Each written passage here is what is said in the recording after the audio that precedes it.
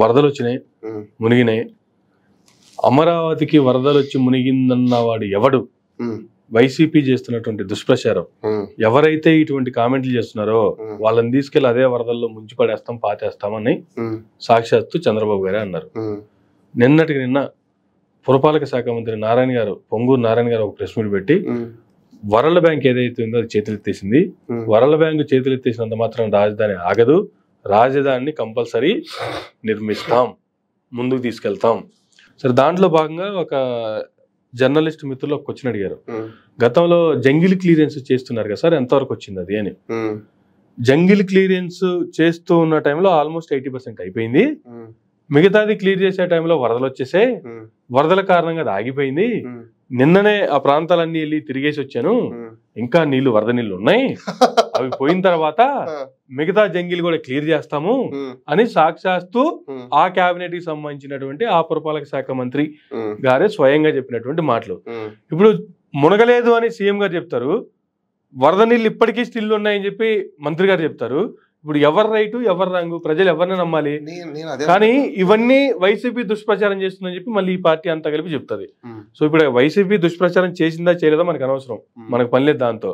పార్టీల పరంగా ప్రభుత్వంలో ఏ పార్టీ అయితే అధికారంలో ఉందో, ప్రతిపక్షంలో ఉన్నటువంటి పార్టీ, అది ఏ పార్టీ ఉన్నా సరే, వైసీపీ అధికారంలో ఉంటే టీడీపీ అయినా అదే పనిచేస్తుంది, టీడీపీ అధికారంలో ఉంటే వైసీపీ అయినా అదే పనిచేస్తుంది. కానీ ఇక్కడ మీ పార్టీకి సంబంధించినటువంటి ముఖ్యమంత్రి గారు, మంత్రి గారు చేస్తున్న వ్యాఖ్యల్లో క్లారిటీ ఇది. సో ఇలా వాళ్ళలో వాళ్ళు ఎవరు శుద్ధ పూస అని చెప్పుకోవడానికి అర్థం కావట్లేదు పాపం వాళ్ళకి. ఇప్పుడు ఆయన శుద్ధ పూసో ఈయన శుద్ధ పూసో అర్థం కావట్లేదు. ఏ పూసకు వచ్చితే దండ అవుతుందో వాళ్ళకి అర్థం కావట్లేదు. సో కాబట్టి ఇప్పుడు ఏ శుద్ధ పూసని నమ్మాలి? ఇక్కడ పెద్ద శుద్ధ పూసని నమ్మాలా, చిన్న శుద్ధ పూసని నమ్మాలా? ఇప్పుడు ఒకటి ఓవరాల్ గా ఎవరైనా శుద్ధ పూసలే అంటారు, అంతే కదా. మరి ఏ శుద్ధ పూస కరెక్ట్ అని తెలియదు మనకి ఇంకా. సో ఇప్పుడు చంద్రబాబు నాయుడు గారు చెప్పింది కరెక్ట్ అనుకుందాం కాసేపు, మరి ఆయన చెప్పింది కరెక్ట్ అయినప్పుడు అక్కడ నీళ్ళు ఉండకూడదు, అంతే కదా, సింపుల్. మరి ఒకవేళ నారాయణ గారు చెప్పింది అబద్ధమై ఉండాలి, రైట్? అంతేనా? నారాయణ గారు చెప్పింది కరెక్ట్ అయింది అనుకోండి, చంద్రబాబు నాయుడు గారు చెప్పింది తప్పై ఉండాలి. ఎందుకు నారాయణ గారు ఏం చెప్తున్నారు, నేను తిరిగా నీళ్ళు ఉన్నాయంటున్నారు. సో అప్పుడు తప్పెవరు? ఒక రాష్ట్ర ముఖ్యమంత్రి ప్రజలకు మీడియా ముఖంగా ఇచ్చే తప్పుడు సమాచారాన్ని ఏమంటారో తెలుసా? ఇది బ్రీచ్ ఆఫ్ ఓత్ కదా. ఓకే, ఇప్పుడు ఆయన మీద ఇమీడియట్ గా గవర్నర్ గారికి లేఖ రాసి బర్తరఫ్ చేయమని చెప్పి అడగకూడదా?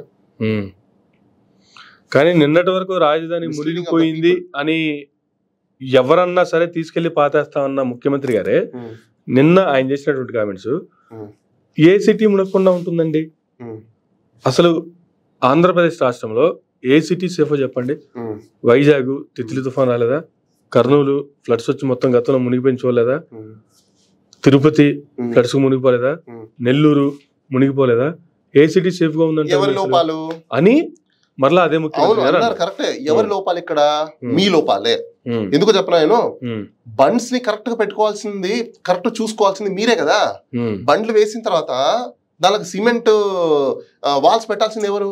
ఎందుకు పెట్టలేదు ఇప్పుడు దాకా? ఇన్ని వరదలు వచ్చినప్పుడు ముందే మీరు ప్రికాషనరీగా చూసుకొని కాలువలకు అన్నిటికీ కూడా మీరు సిమెంట్ బండ్లు ఎందుకు వేయలేదు?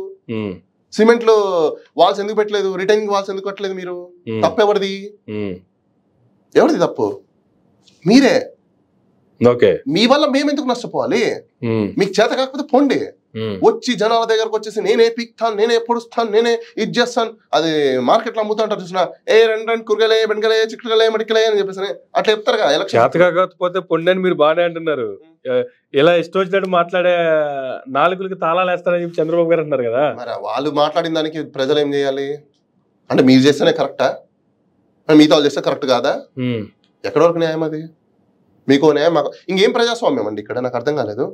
ఏం డెమోక్రసీ, ఏం ఫ్రీడమ్ ఆఫ్ స్పీచ్, ఏం ఈక్వాలిటీ, ఏం లేదు. అదే నాకు తెలిసి ఇట్లయితే ఏదో నామకి వాసి రాజ్యాంగం ఉంది, నామకి వాసి రాజ్యాంగం ప్రకారం నడుస్తుంది అంటున్నాం. ఇన్స్టిట్యూషన్ వాళ్ళు చేస్తే కరెక్ట్, మిగతా వాళ్ళు చేస్తే మొత్తం సర్వనాశనం అయిపోయింది. ఇన్స్టిట్యూషన్ మొత్తం తగలడిపోయాయి, సంస్థలు మొత్తం అంతా ఇదైపోయి చిన్న భిన్నం అయిపోయి, మొత్తం అంత రాష్ట్రం అంతా అల్లకొల్లం అయిపోయింది. ఈ శుద్ధ పూసలు ఏం చెప్తారో వాళ్ళకి అర్థం కాదు, శుద్ధ పూసలు ఏం చేస్తారో వాళ్ళకి తెలియదు. మరి ఏ శుద్ధ పూసతో ఏం దండ అవుతుందో తెలియదు, రాష్ట్రానికి ఎప్పుడు దండేస్తారో తెలియదు. గతంలో కృష్ణాలంకలో రిటర్నింగ్ వాళ్ళు కట్టారు, అది వైసీపీ కట్టారని ప్రజలు అంటున్నారు. కాదు, మేము స్టార్ట్ చేస్తే ఆ తర్వాత వైసీపీ వచ్చి సరిగ్గా చేయకుండా సరే ఓవరాల్ గా చేసింది, బట్ అది కూడా కంప్లీట్ చేయలేదు, కరెక్ట్ గా చేయలేదు అని టీడీపీ వాళ్ళు కామెంట్లు చేస్తున్నారు. సరే ఎవరు కరెక్ట్ చేశారు ఎవరు రాంగ్ చేశారు పక్కన పెడితే రిటైనింగ్ వాల్ అయితే వచ్చింది. అది టీడీపీ కట్టిందా వైసీపీ కట్టిందా సెకండరీ, ఎవరు కట్టినా వచ్చింది. దాని వల్ల కృష్ణలంక సేఫ్, అది అందరికి కనిపిస్తుంది. ఇదే తరహాలో రాజధాని చుట్టూ రిటైనింగ్ వాల్ వేస్తాము అనేటువంటి కామెంట్లు పురపాలక శాఖ మంత్రి నారాయణ గారు చేస్తున్నారు. రాబోయే రోజుల్లో నాకు తెలిసి ఇది ఒక పెద్ద బిగ్ స్కామ్ మళ్ళీ అయితే.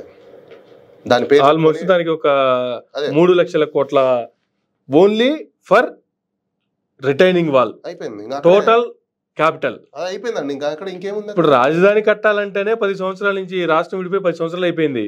ఉన్న రాజధానికి కట్టుకోవడానికి లేక కట్టిన బిల్డింగ్లు కూడా మునిగిపోయి ఈ వాటిని పరిశీలించడానికి వచ్చినటువంటి ఐఐటి బృందాలు కూడా ఏ విధంగా షిప్పులు వేసుకొని పోయి మరీ చూసి వచ్చారనేది బోట్లలో వెళ్ళి వచ్చిన విజువల్స్ కూడా వాళ్ళే ప్లే చేసి చూపించిన పరిస్థితి. ఈవెన్ చంద్రబాబు నాయుడు గారే మొన్న వచ్చిన వరదలో కూడా బోట్ల మీద తిరిగినటువంటి పరిస్థితి. కానీ ఇప్పుడు రిటైనింగ్ వాల్ కడతారా రాజధాని కడతారా? రాజధాని కట్టాలంటే ముందు రిటైనింగ్ వాల్ కావాలి, ఎందుకంటే నీళ్ళు వస్తే మళ్ళీ మునిగిపోతుంది. రిటైనింగ్ వాల్ కట్టాలంటే సాధ్యమయ్యే పరిస్థితి. అసలు రిటైనింగ్ వాల్ కడితేనే రాజధాని అవుతుంది అంటే అలాంటి రాజధాని ఆంధ్ర రాష్ట్రానికి అవసరమా అంటే అసలు ఏం చెప్తారు? మరి ప్రజలు తెలుసుకోవాలి. ఈ సుద్దపుసలకు ఓట్లు వేసింది ఎవరు? ప్రజలు. మరి ప్రజలు తెలుసుకోవాలి. ఇప్పుడు సుద్దపుసని గెలిపించింది ఎవరు? ప్రజలు. మరి ప్రజలు తెలుసుకోవాలి. ఒక ఆయన ఏమో డిప్యూటీ చీఫ్ మినిస్టర్ చేశారు, ఆయన ఒక సొద్దుపూస. మరి వీళ్ళందరూ తెలుసుకోవాలి కదా, ప్రజలు తెలుసుకోవాలి. ఇంకా 3 లక్షల కోట్లు రిటైనింగ్ వాళ్ళు కట్టుకుంటూ పోవడానికి మాకు 3 లక్షల కోట్లు కావాలంటే ఏం చేస్తాం? రాష్ట్రం అదే నేను అనేది, అమరావతి అమరావతి అమరావతి క్యాపిటల్ క్యాపిటల్. ఎవరైనా క్యాపిటల్ క్యాపిటల్ అన్న వాళ్ళు చెప్తున్నారు కదా, ఆ క్యాపిటల్లో ఎవరెవరు ఉంటారు, ఏ ఏ వ్యక్తులకు వస్తాయి, ఎవరెవరు జీవనాల ఉపాధి కోసం అక్కడ ఏమేమి ఉంటాయి అని చెప్పేసి చెప్పండి. క్లారిటీగా ఒక పిక్చర్ ఏమని చెప్పండి. పేదవాళ్ళు ఎవడాడ కొనలేడు కాదు. క్యాపిటల్ కి సంబంధించి చూసుకుంటే బాలగారు ఇన్క్లూసివ్ క్యాపిటల్ అనేటువంటి పదం వాడారు. ఇన్క్లూసివ్ క్యాపిటల్ అంటే కేవలం ఆ 29 గ్రామాలకు సంబంధించి మాత్రమే ఇది క్యాపిటల్ అనేటువంటి పదం అనేది కొంతమంది చెప్తున్నటువంటి వాదన. అవునా? దీంట్లో వాస్తవం ఎంత?